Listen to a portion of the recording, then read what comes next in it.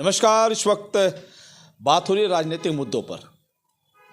सलेमपुर लोकसभा चुनाव, वैसे बलिया लोकसभा और सलेमपुर लोकसभा और एक विधानसभा जो रसड़ा है वो अपना घोसी लोकसभा क्षेत्र में पड़ता है।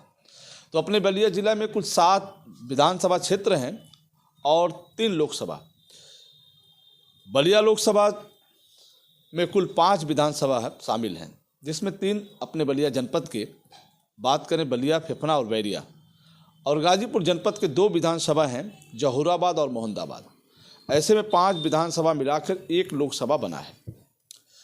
अब आइए हम चलते हैं सलेमपुर लोकसभा क्षेत्र में।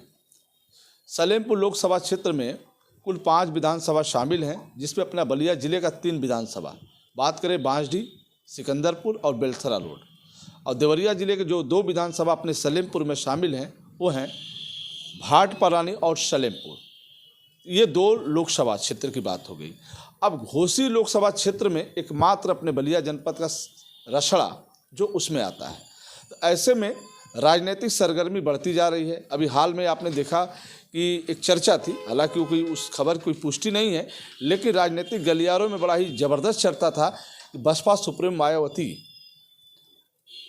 इंडिया गठबंधन में आ सकती है, लेकिन अभी इसकी कोई पुष्टि नहीं है, चर्चा है।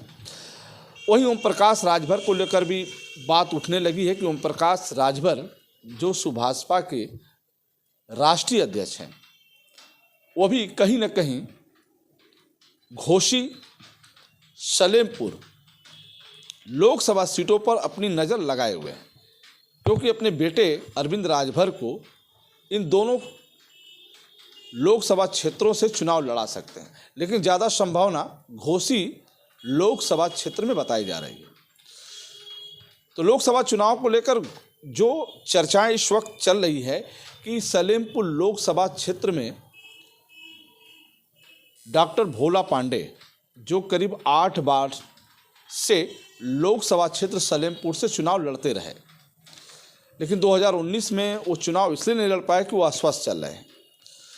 उनके पुत्र, भोला पांडे के पुत्र ने सलेमपुर लोकसभा क्षेत्र से ताल ठोकी है। जो चर्चा है कि सोनिया गांधी से उनकी बातचीत हो रही है। तो ऐसे में कांग्रेस भी सलेमपुर लोकसभा सीट पर अपनी नज़र रख सकती है। वहीं सुभाषपा के राष्ट्रीय अध्यक्ष ओम प्रकाश राजभर भी सलेमपुर लोकसभा सीट को लेकर काफ़ी गंभीर हैं। वहीं समाजवादी पार्टी से भी कई उम्मीदवार चुनाव लाइन में हैं। वैसे तो मौजूदा देखा जाए तो एक कैंडिडेट खुल के सामने आ रहे हैं, जो पूर्व सांसद भी हैं, रामाशंकर विद्यार्थी राजभर। ऐसे में कुछ ऐसे भी चेहरे हैं जो पर्दे के पीछे से राष्ट्रीय अध्यक्ष अखिलेश यादव से मुलाकात करते नजर आ रहे हैं।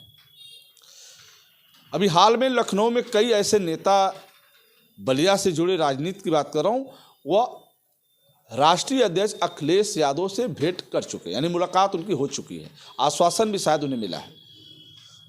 अब समाजवादी पार्टी के राष्ट्रीय अध्यक्ष और समाजवादी पार्टी के बड़े नेता सलेमपुर लोकसभा सीट को लेकर काफ़ी गंभीर हैं कि वहाँ से किस तरह के उम्मीदवार को चुनाव लड़ाया जाए। चूँकि मौजूदा सांसद रविंदर कुशवाहा पिछले 2019 उन्होंने विजयी हासिल किया था। ऐसे में भारतीय जनता पार्टी कुशवाहा बिरादरी को लेकर वहाँ काफ़ी मजबूत है। अब ओम प्रकाश राजभर उस सीट पर किस तरह से अपनी नज़र लगाए हुए हैं। हालांकि मैं एक चर्चा और है कि वो घोसी से भी मांग रहे हैं। तो अब समाजवादी पार्टी, सुभाषपा और कांग्रेस, ये तीनों दल मिलके लोकसभा सलेमपुर पर अपनी नज़र लगाई हुई है। वैसे जो चर्चा है कि 10 और 11 मार्च के आसपास चुनावी बिगुल बज सकता है, यानी कि लोकसभा चुनाव का जो बिगुल बजेगा वो मार्च के फर्स्ट वीक में होगा। चुनाव की तिथियां आएंगी, इसके बाद चुनाव होंगे।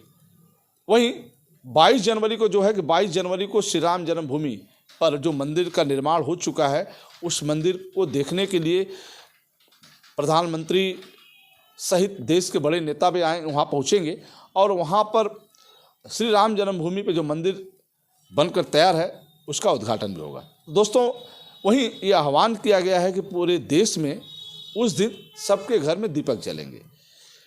ये हो गई राम जन्म भूमि से मुद्दा। वहीं बात बार बार ये आ रही है कि समाजवादी पार्टी, कांग्रेस कि हम जाएंगे कि नहीं जाएंगे, हमें न्योता मिला कि नहीं, ये एक अलग विषय है।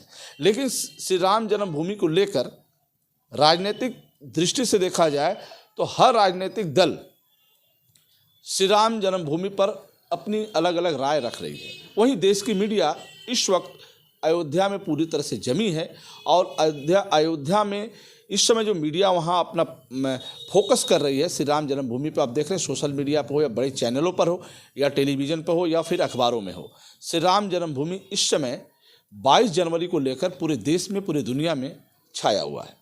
तो राजनीतिक सफ़र है, चूँकि लोकसभा चुनाव सामने है और लोकसभा चुनाव को देखते हुए सभी राजनीतिक दलें अलग अलग तरीके से अपने मीटिंग को बढ़ावा दे रहे हैं। दिल्ली में कई मीटिंगें हुई, आपने देखा, लखनऊ में कई मीटिंग हुई, भारतीय जनता पार्टी, इंडिया गठबंधन, तमाम दलों की, मायावती, बसपा सुप्रीमो मायावती, यानी 15 जनवरी की बात मैं कर रहा हूँ, आज 13 जनवरी है, परसों 15 जनवरी है। अब 15 जनवरी को बसपा सुप्रीमो मायावती का जन्मदिन मनाया जाएगा। उसको लेकर उत्तर प्रदेश में सभी बसपा के जो संगठन है, जो बसपा के जिला कमेटी है, अलग अलग जिलों में मायावती के जन्मदिन को बेहतर बनाने के लिए तैयारी कर रही है। बलिया के कलेक्ट्रेट परिसर में कई सारे होर्डिंगें लग चुकी हैं, जो होर्डिंग ये बता रहा है कि 15 जनवरी को बसपा सुप्रीमो मायावती का जन्मदिन है।